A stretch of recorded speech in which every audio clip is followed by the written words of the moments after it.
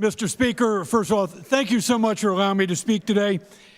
You know, in the 6 months that I've been in the chamber here, I've ended up with a tremendous amount of respect for our Speaker, the Majority Leader, the Minority Leader, and all the members here. We think differently in many respects, but I've never met such a collective body of people that want to do well. But this is not a time for business as usual.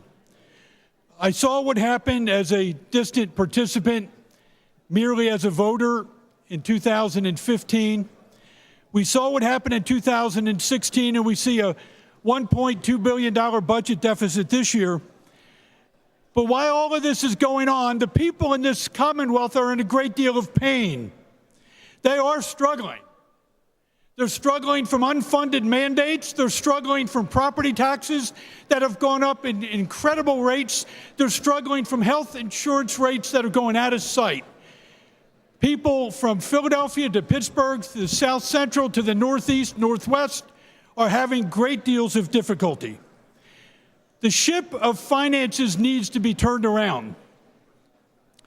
The iceberg that we are facing includes a great deal of things underneath the surface. Unfunded mandates from Washington, D.C., unfunded pensions, and unfunded infrastructure.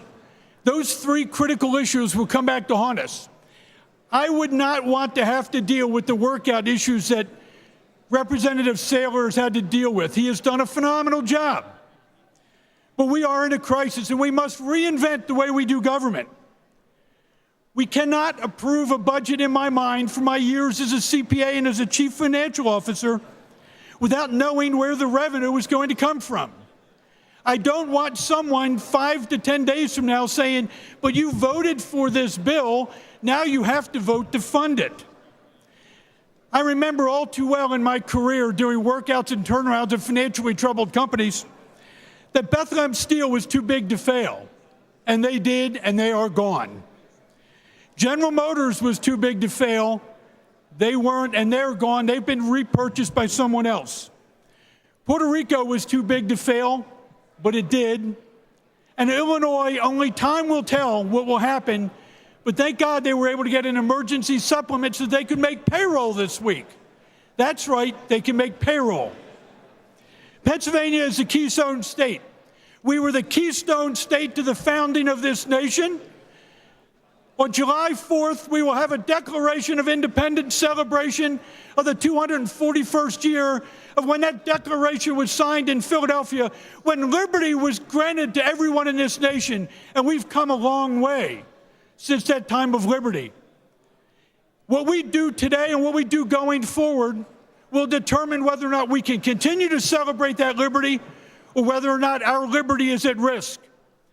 Just as the founders of our republic knew on July 4th, 1776, when they signed their names, they signed their lives and their fortunes for a cause that they believe is great. I believe everyone in this room feels the same way, but now is the time for us to stand decisively together. I stand in opposition to this bill.